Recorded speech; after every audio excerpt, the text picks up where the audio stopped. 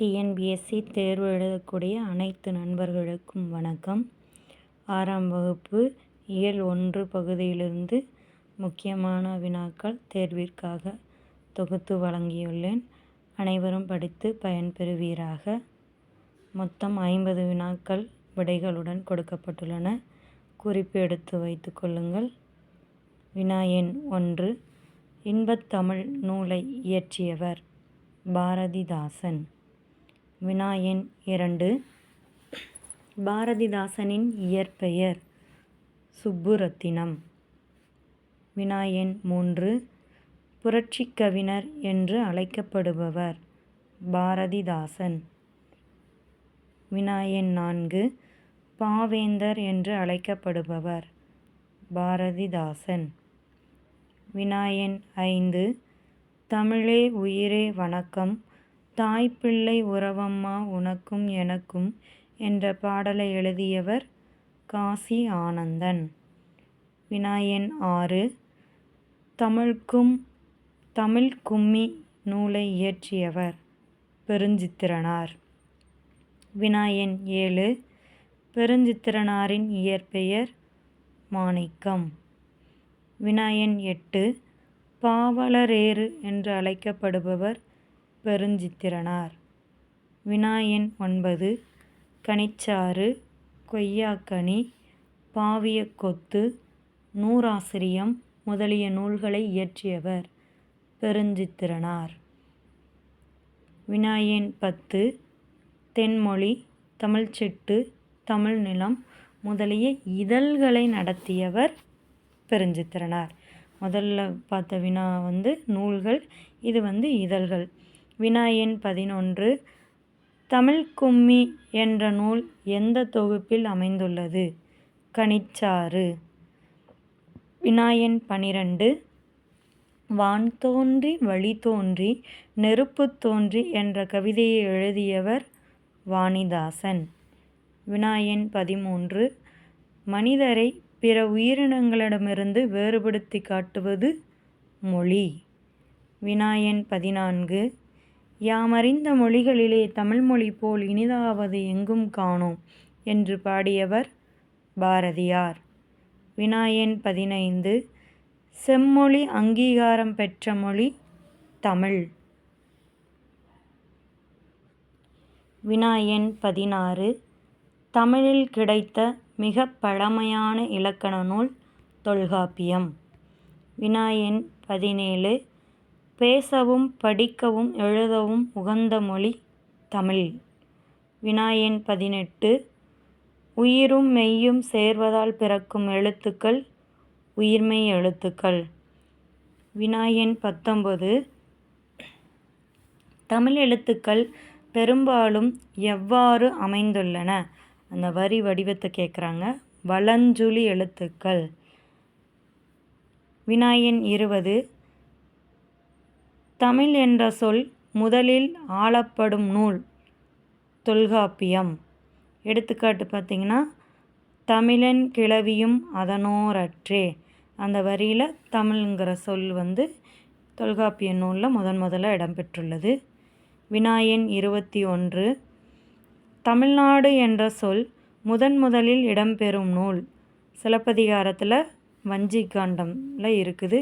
எடுத்துக்காட்டு பார்த்திங்கன்னா, இமிழ்கடல் வேலியை தமிழ்நாடு ஆக்கிய இது நீ கருதினை ஆயின். இது சிலப்பதிகாரத்தில் இடம்பெற்றுள்ள வரிகள். வினா எண் 22.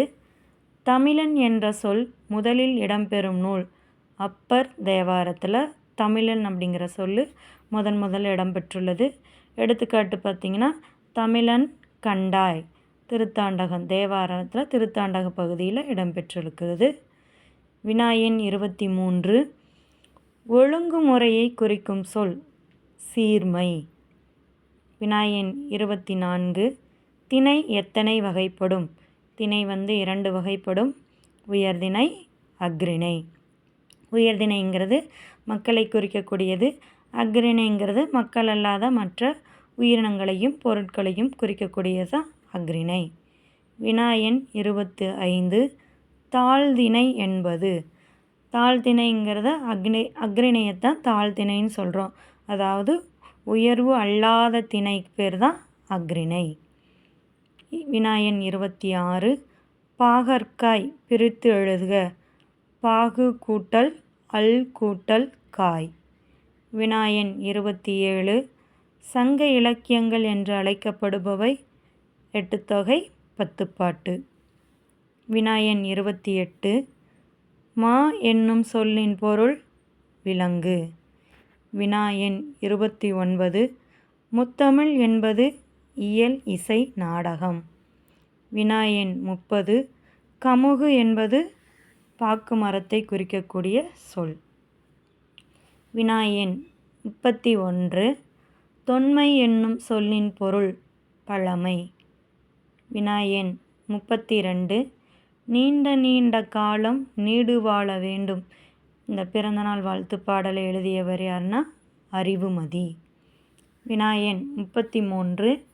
நிலம், தீ, நீர், வளி, விசும்பொடு ஐந்தும் கலந்த மயக்கம் உலகம் ஆதலின் என்று குறிப்பிடும் நூல் தொல்காப்பியம். வினா எண் 34. கடல் நீர் முகந்த கமஞ்சூல் எழிலி என்ற வரிகள் இடம்பெறும் நூல் கார் 40. வினா எண் 35. நெடுவெள்ளூசி நெடுவசி பரந்த வடு என்ற வரிகள் இடம்பெறும் நூல் பதிற்று 10. வினா எண் 36. கோட்சுர எரிந்தன சுருங்கிய நரம்பின் முடிமுதிர் பரதவர் என்ற வரிகள் இடம்பெறும் நூல் நற்றிணை. வினா எண் 37. தினையளவு போதா சிறுபுல் நீர் நீண்ட பனையளவு காட்டும் என்ற வரிகள் இடம்பெறும் நூல் திருவள்ளுவ மாலை. வினா எண் 38. தமிழ் இலக்கணம் எத்தனை வகைப்படும்? 5. வினா எண் 39. உயிரெழுத்துக்கள். உயிரெழுத்துக்கள் 12 வகைப்படும். அவற்றை குறில் நெடில் என்று பிரிக்கலாம். குறில் 5, நெடில் 7. வினா எண் 40. மெய்யெழுத்துக்கள். மெய்யெழுத்துக்கள் 18 வகைப்படும். அவை வல்லினம், மெல்லினம், இடையினம் என்று பிரிக்கலாம்.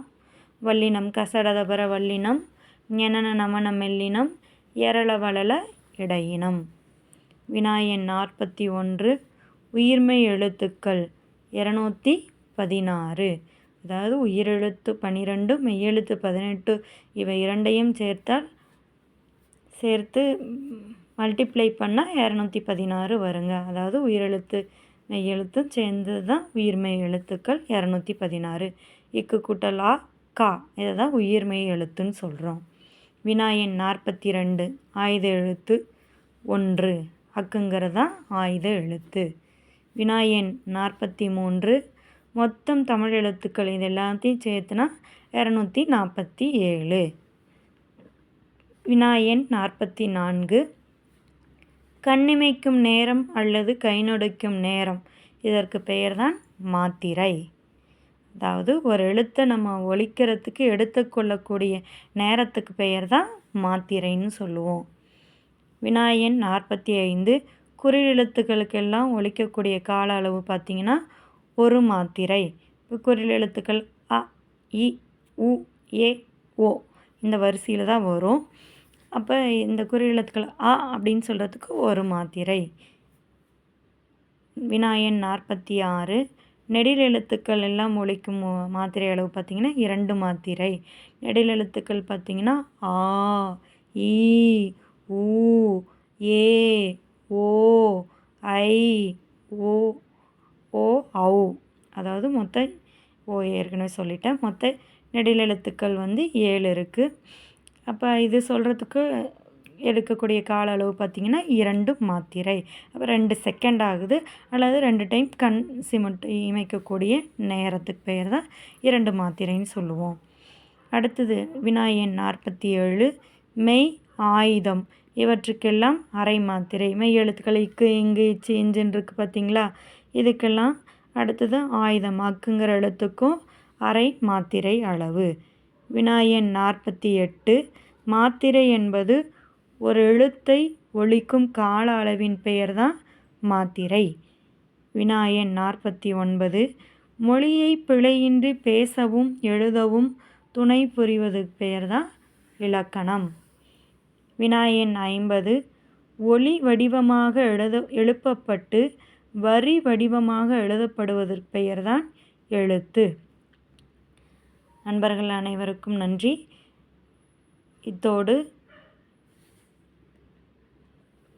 இப்பகுதியில் 6ஆம் வகுப்பு இயல் 1 பாடத்தில் இருக்கக்கூடிய முழு வினாக்களையும் என்னால் இயன்ற அளவு தொகுத்துள்ளேன்.